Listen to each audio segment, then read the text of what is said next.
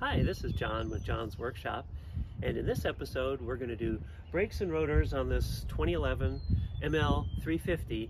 It's got 170,000 miles on it and it has had brakes in the past, but this time we're going to do brakes and rotors. So let's get started. First step is to loosen the lug nuts while it's all still on the ground like this. So I'm just using this is my torque wrench, and you just loosen them enough so that when you have it jacked up, you don't really have to put a lot of pressure. Since it's up on the jack stand, you don't really want to be yanking around on it too much. So step one, just loosen the lug nuts. Sometimes it's hard to find a spot to jack underneath here and then also to support with the jack stand. So what I like to do is just use the jack that came with the car because it's got its own little special spot, and then you can usually find another spot to put the jack stand. So here's that little special spot right there. There's just a little rectangular hole, and then you can just turn the jack by hand until you kind of make contact there, and then once you get it in there and everything's solid, then you can use the wrench which comes with it, and you basically just use this to ratchet the thing up like that until you get the wheel off the ground. And before you get the wheel off the ground, what I like to do is go to the opposite corner and put a block of wood down here just to make sure the car doesn't roll, especially once you get one of the wheels off the ground. And if it's in park, since it's got a differential, the other wheel can move. So I know my driveway is inclined just ever so slightly towards the back of the car, so this way I make sure that once it's up on the jack, it doesn't start to roll on me. So now we'll continue jacking up to get this front wheel off the ground. All right, and once you get it high enough to be able to rotate that tire, you know it's off the ground enough. And the next step is to find a place for the jack stand. So this is a pretty sturdy member right here. So I've got the jack stand positioned right below that. I'm just gonna use a little piece of wood here, and I'm just gonna use this piece of wood to cushion the jack stand against that structural member. And at this point, then we just lower the jack until that makes contact with the full weight of the car to be able to rest on that piece of wood in the jack stand, so there's no chance that this could come off. Remember, just make sure you take your time and make sure it's safe before you pull the wheel off. So now that most of the weight's on the jack stand, I've loosened up the jack to the point where it's hardly holding any weight at all. I will leave the jack here just as sort of a double safety measure, but all of the weight is being held by that jack stand.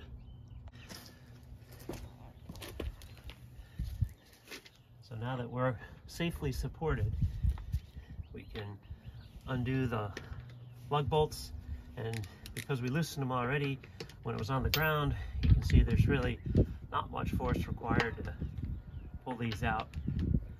There we go. And what I like to do is have a pan here or something to put the lug bolts in, because you don't really want you don't want them sitting on the ground picking up grit, which could get caught in the threads and then end up messing up either the thread on the bolt or the thread in the rotor.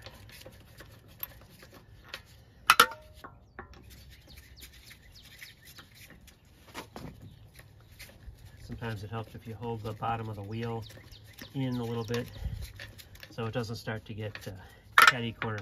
Makes the get the bolts out just a little bit easier.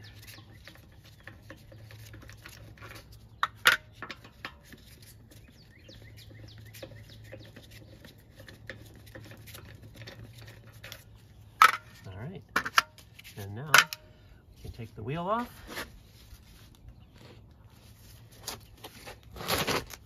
And set this aside. And now we're ready to pull the caliper off. On this car, you can see the rotor is pretty worn. We've gone through at least one set of pads on here, so I know that this is going to have to be replaced. You can see a pretty good ridge right here on the inside and on the outside here. So I've got new rotors ready to go in. And the first owner did rotors, but we're not sure what the mileage was. Sometime back in 2015, probably was, you know, maybe only 60,000 miles, possibly something like that. So if that was the case, then those rotors have about 110,000 miles on them. They're definitely ready to be replaced. We're going to start on the top of the caliper here. And first thing is, this is the wear sensor.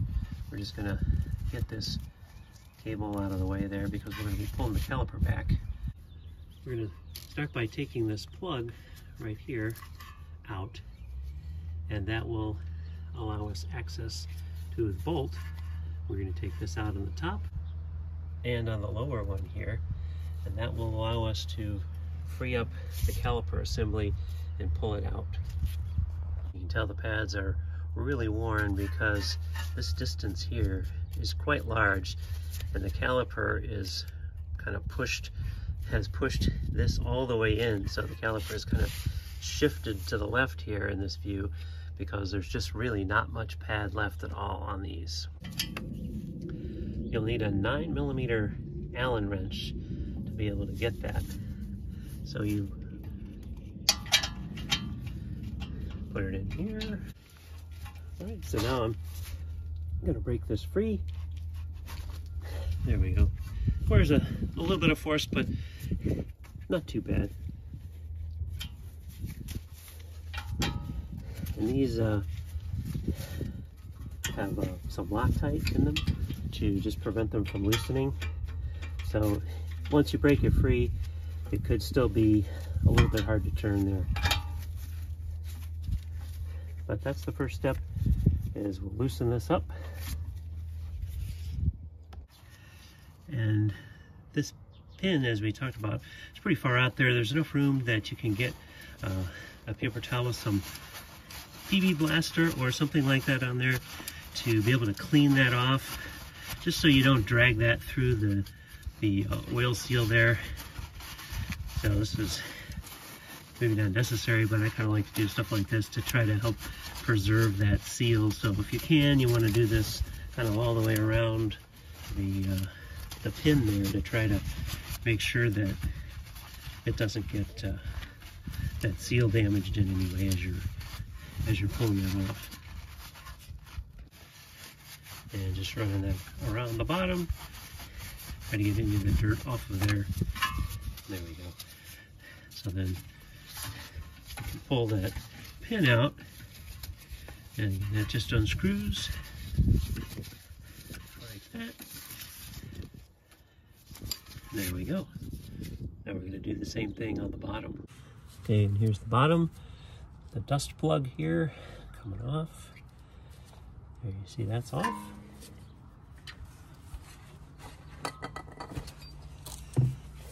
And then I'm going to break this loose. There we go. So that's loose. And now I'm going to do that same cleaning procedure with the pin that's exposed under here.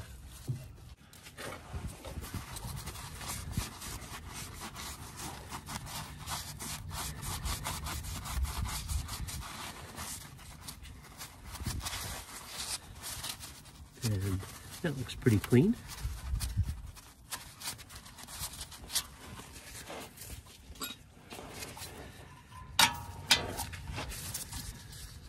So now we can just unscrew that pin.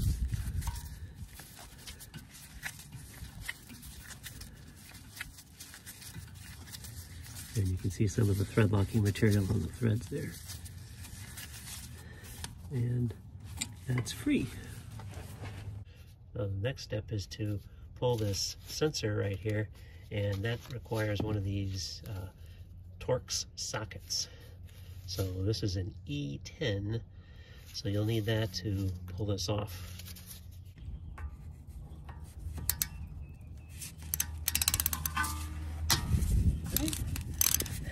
not very tight. And that's pretty easy to get right off. But this needs to be disconnected so you can set the caliper aside. So put your screw in the pan. Once this is loose, then it's pretty easy to just pull this plug from the sensor out of the cable. And then this can be set aside just to be out of the way. Next, we remove this spring here, which really just keeps this assembly from bouncing around and making noise. And so what we're going to do is kind of compress this in a little bit like this and use our screwdriver here to pull this out.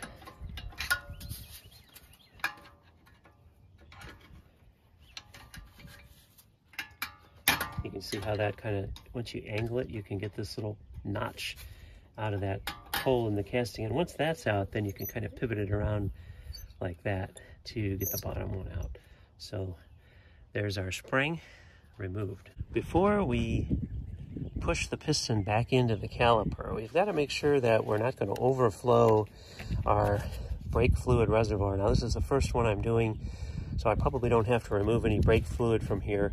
But by the time you get to the last one, you know, everything gets compressed, more brake fluid ends up back in the reservoir, and you got to make sure that it just doesn't overflow here.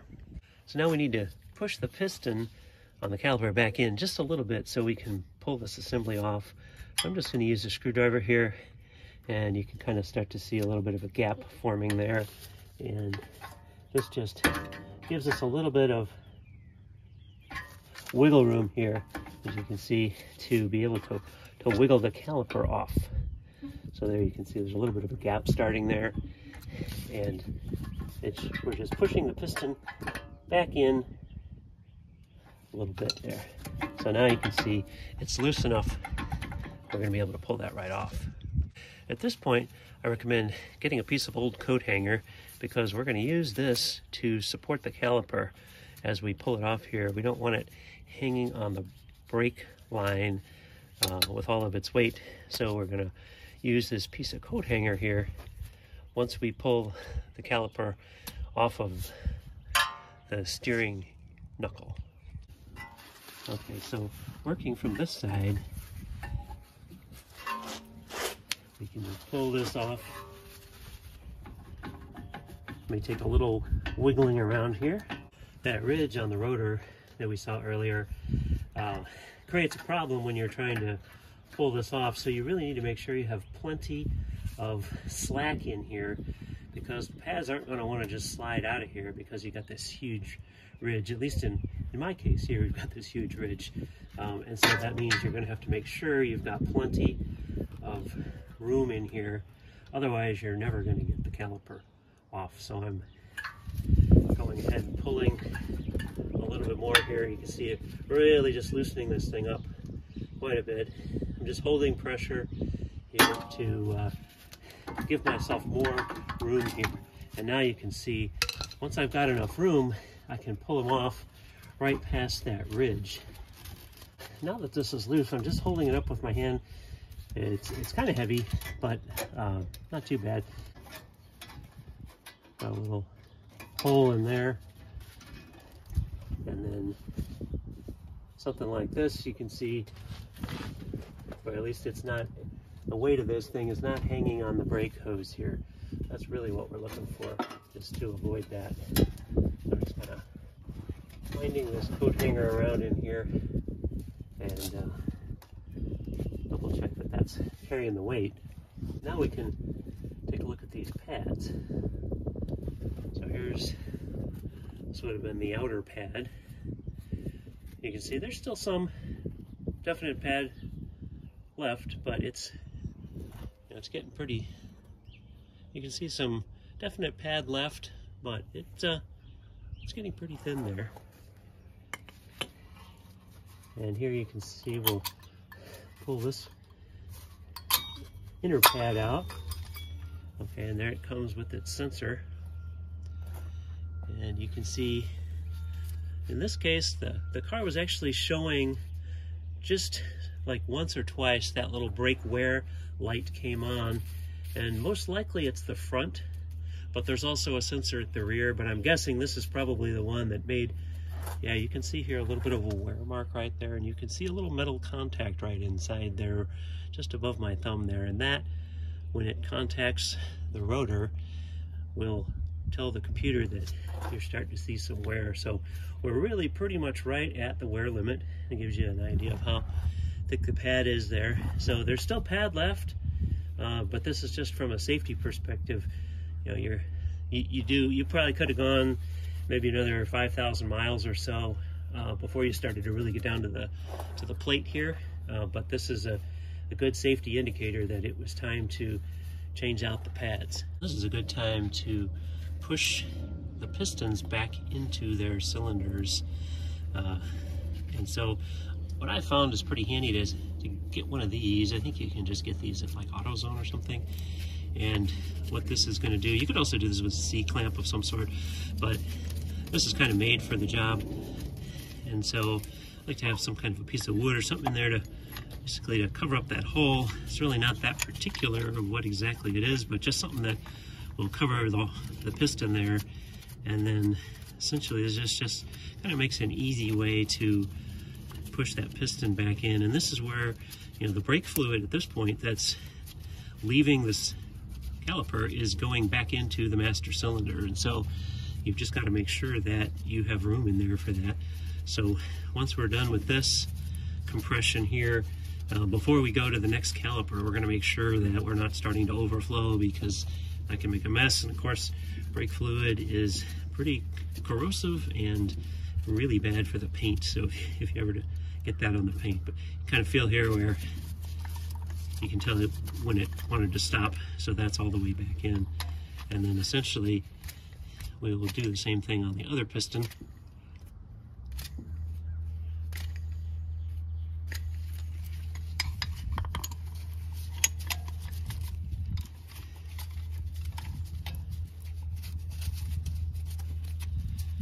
And these should move in very nicely. If you're finding any kind of binding up or anything like that, you may have to rebuild the caliper. I change the brake fluid in this vehicle once every 2 years. So any moisture that's in the brake fluid really is getting pushed out. And so I feel like these are turning in very nicely. I really am not having to turn or put much torque on this knob. So I feel like the pistons and the caliper here are in good shape. You can see here there's a little bit of air in there. It kind of compressed and made it look a little funny here. Should be able to get that air out. There we go. And actually that one looks like it went in a little farther than this one, so I'm gonna go back to pushing on this one.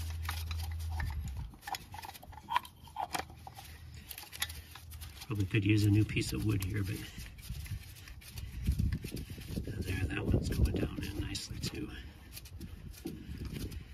But yeah, you'll need to have these all the way in order to get those new pads, especially with new rotors, which we're going to be putting in here, that this is going to have to be compressed all the way, or you won't have room to get the new parts back in there.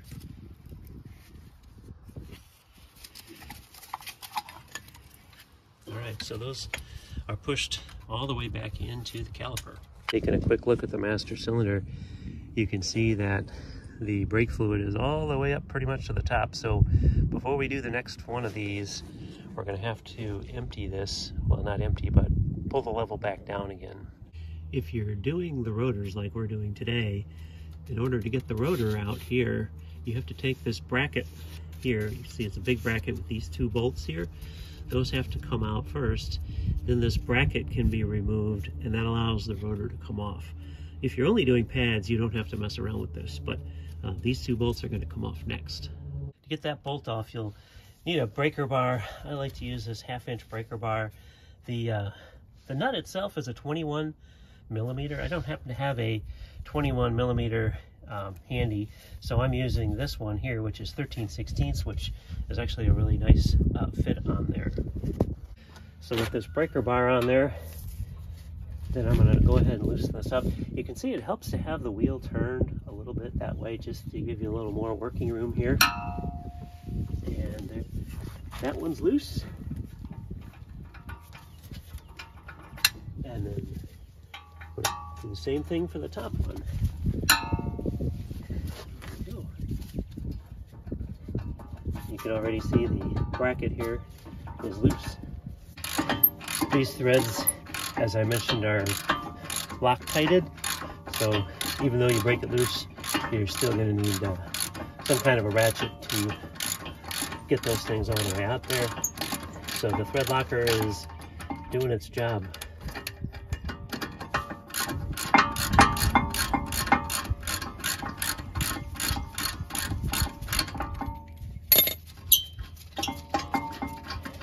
And there's the bolt. You can see the blue thread locker on the end of it there. Put that in the parts tray and get this last one out. And there we go. And then the bracket comes out. Now at this point we're ready to remove the rotor. So the only thing holding the rotor on now is this little bolt here, and I've got a T27 Torx 27 that goes in there, and I'm just using this little bit on a 1/4 inch socket here. So that's what we're going to use to take that out. And it shouldn't be real tight. This one seems a little bit tight. It's really the only purpose of this is just to hold the hub, the rotor to the hub.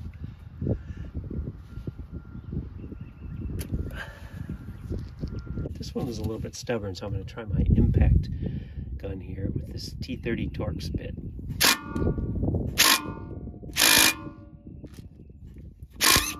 Ah, there we go. That needed a little encouragement. So yeah, this is pretty handy when you use it in the impact mode to get stubborn screws out. So that really worked out great. Nothing holding the rotor on at this point, so we should be able to, except for maybe a little bit of rust here, should be able to pull it out of here. See, it's a little stubborn at this point.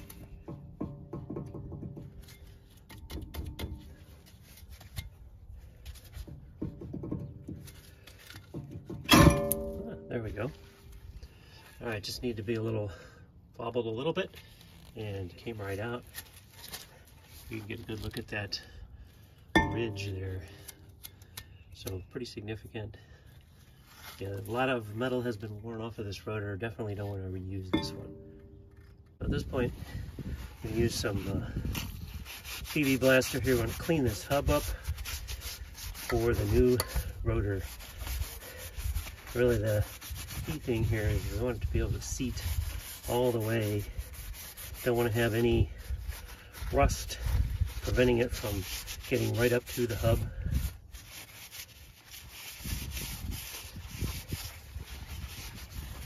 And you can see that was pretty rusty in there, but not too bad. If yours is stuck, you may need to use like a sledgehammer to just kind of encourage it. But once you got it broken a little bit out, you can kind of wobble it like I did there to get it all the way. I'm using a razor blade here to try to encourage anything off of here that could prevent us from having that new rotor make a nice flat contact with this hub. After I got most of the stuff off with the razor blade and the paper towel, I'm going to do a kind of a final go over with a flat file here, and you can see we're catching a little bit of rust here, so I'd like to get rid of that before the new rotor goes on there. So we'll spend a little time doing this, get a nice flat surface here,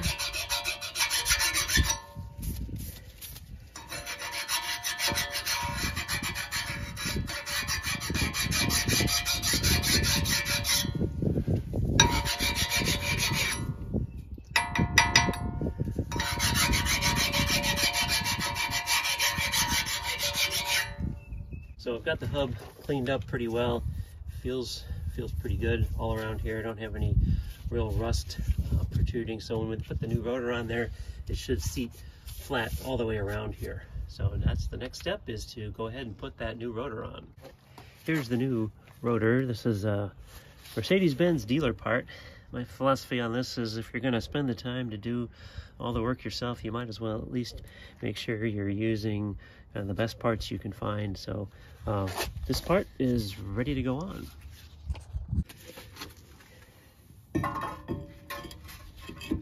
And there we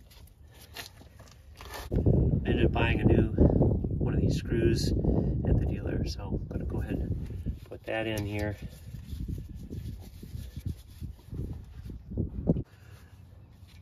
This bolt doesn't need to be really all that tight. It's just holding the rotor in place. The rotor is really held on the hub by your five lug nuts. And next we put the bracket on, but the bolts do need Loctite. You can see the original blue that was there before, so I'm just replacing that with a little bit of blue here. Don't need a whole lot. Before I put the caliper back on, I'm going to use some of this disc brake lube to lubricate where the two pins go. So you can see what this looks like. It's kind of a green color like that. So basically putting that in these holes here, and then we'll also put a layer of this on the pins before they go back in.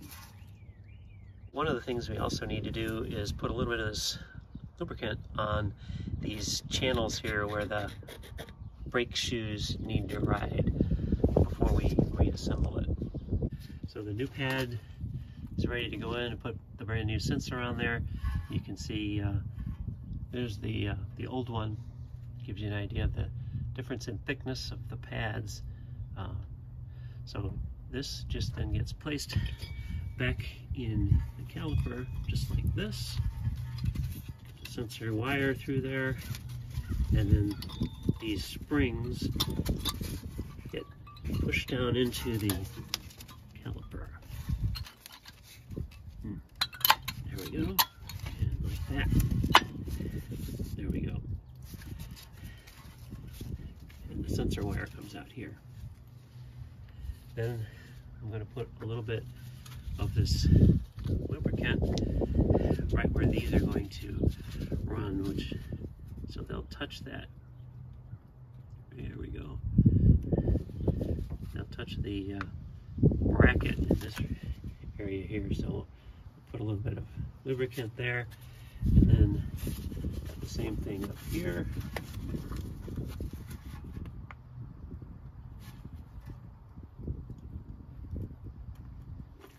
That will help these things move back and forth as the brakes wear and as they get applied. Then the other shoe goes right in here on this side, and again I've put some grease in there where it's going to be bearing up against this. And now at this point we're ready to put the caliper back on. Alright, so the first thing we've got to do is get this coat hanger out of here. We don't need that holding it anymore. And now just put this in here like that.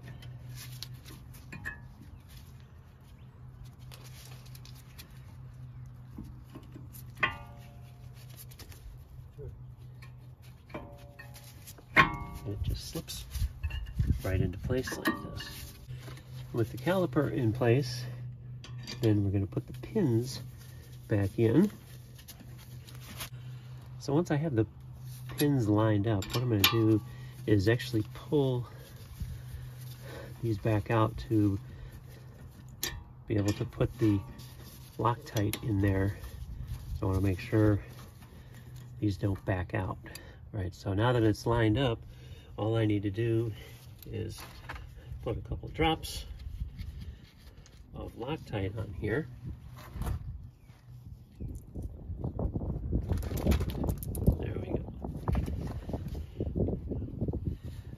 Of course, we got to make sure that the Loctite doesn't end up in the in the bearing there. And without moving anything, we can just slide that right back in there.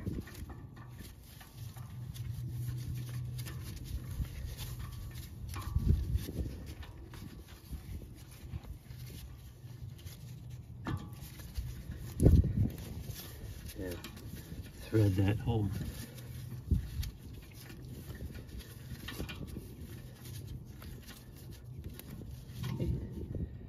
And then we're going to do the same thing on the bottom with a little bit of Loctite. Okay, there we go. Make sure that's in the threads. Smear that around a little bit so that it doesn't drip into the bearing. And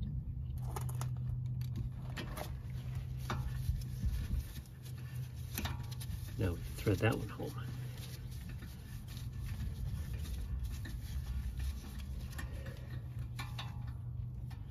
Okay.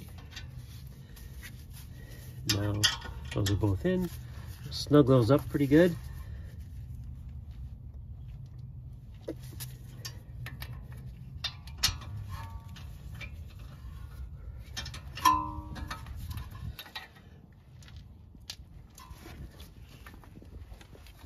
All right.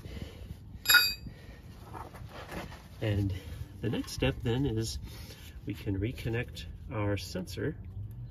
So this just plugs in here like that. And then we've got that bolt that goes back in here to retain this little plastic connector here. So it just slips in here and threads back in.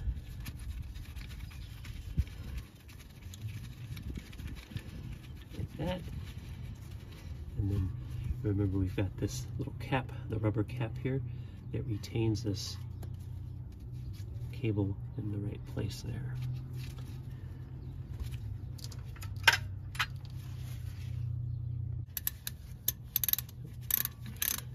Snug that up. This doesn't have to be super tight, just as long as it doesn't loosen up here. All right. And we put our dust caps back in that cover the Allen heads where the pins are, and that keeps the water and dirt out of the bearing where the caliper needs to be able to slide back and forth. Now we're going to put the spring back in, so you kind of hook it underneath here. You see there's like a little ridge in there that holds it. Then as you rotate this, it starts to apply the spring here. And once that's in on the bottom, then put this on the outside here, and then we've got to apply a little bit of spring pressure here to pop that guy in. There, see, he kind of goes into this hole right here, and that ridge holds that in there. So now the spring is applied, and that will keep this from bouncing around when you hit bumps. You don't want to hear this thing clunking around on the wheel.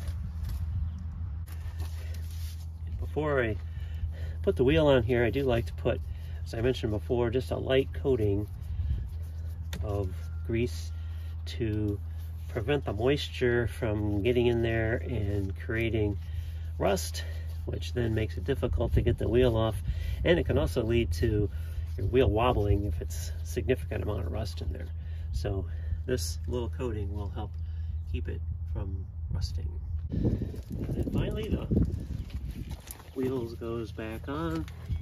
Make sure that the hub area inside the wheel there is clean. It's going to mate up against the surface here.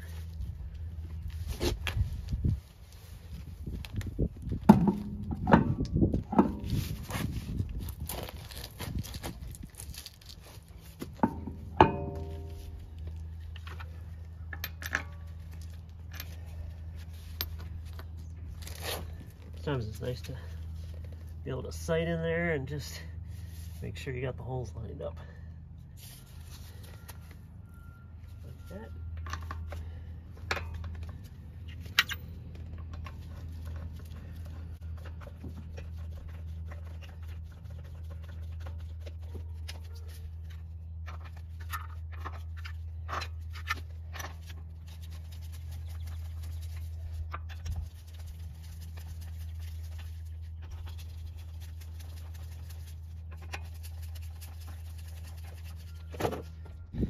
Before we lower the car again, I like to put a little bit of torque on these just to make sure they're in good before we put weight on the wheel.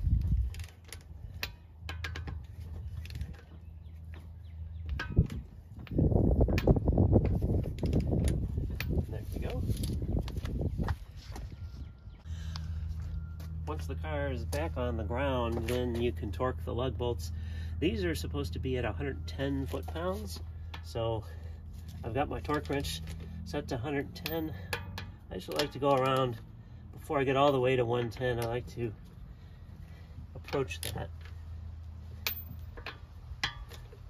And of course, using the star pattern. There we go, there's 110. 110 there. There, 110 there.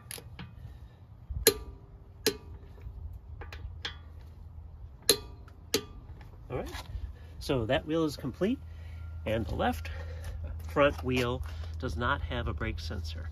So otherwise, it's exactly the same as this.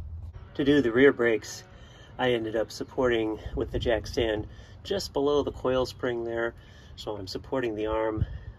You know, it can take the weight of the vehicle because the entire spring goes right down there, and I'm just using a 2x4 there to kind of spread the weight across the bottom of the control arm here. The procedure on the rear brakes is exactly like it is on the front. You can see the caliper is just a little bit smaller, but you still have the two bolts that hold it, hold the caliper on, and you've got the spring to remove. So I'm not going to go through all the details, but it's essentially the same as what we just did on the front. Since the caliper is smaller and it actually only has one piston in it compared to the one in the front, we've got a smaller Allen wrench to get these pins out. This is a 7mm, whereas the one for the fronts was 9. For the rear brakes, you can just balance the caliper up here, and that way you don't have to use a coat hanger or anything to take the load off of the flexible hose here. And since the brakes on the rear are smaller, these bolts are also smaller than they were on the front that hold this bracket on. These are 18mm on the backs. On the brackets that hold the pads, it's important to make sure that these tracks where the pads will ride are clean, and so you end up having to scrape, as you can see here, try to get any dried grease or brake dust or rust that might be in there. Here's the bracket cleaned up, and here's one of the new pads, and that goes in here like this. So the reason these need to be clean is this is going to ride along this channel here, so as you press the brakes and the piston moves, it doesn't move a lot, but it's got to be able to slide here, and as the brakes wear, you know, then the position of this is going to change. So you need to make sure that these are all cleaned out in here and that the pads will move smoothly through here.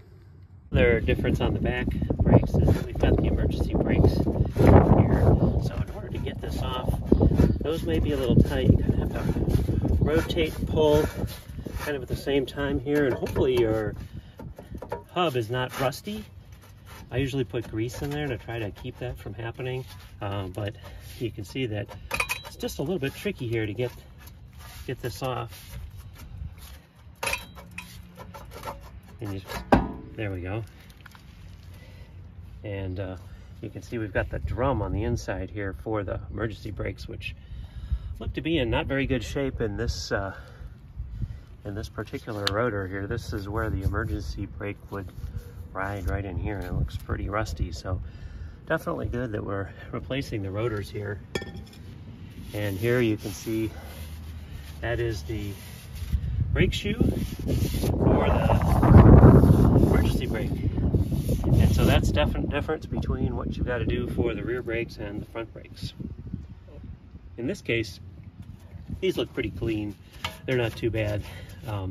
Unless you're dragging your emergency brake on, typically they don't get worn a whole lot.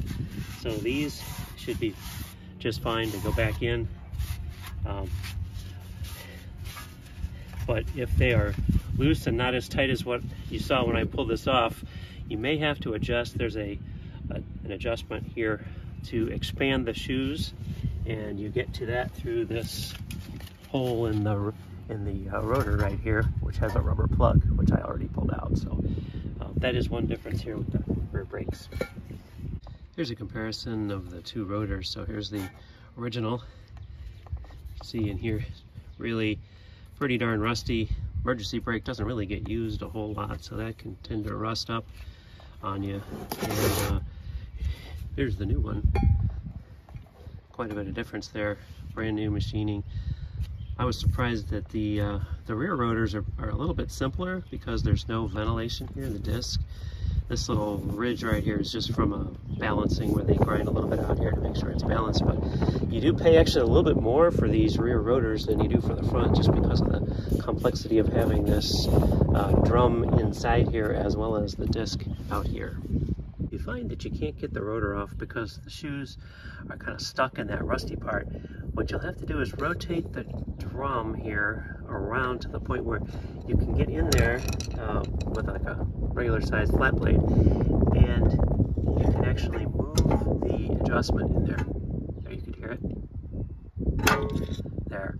So you have to move it a few notches, and that will release the pressure, and then at that point you can get the rotor off, because otherwise you're just going to kind of fight that and you won't be able to get it off. But there you go. Now you can kind of see here what I was doing with the screwdriver is pushing this in the up direction like this, and that brings these together and allows me to pull the drum off.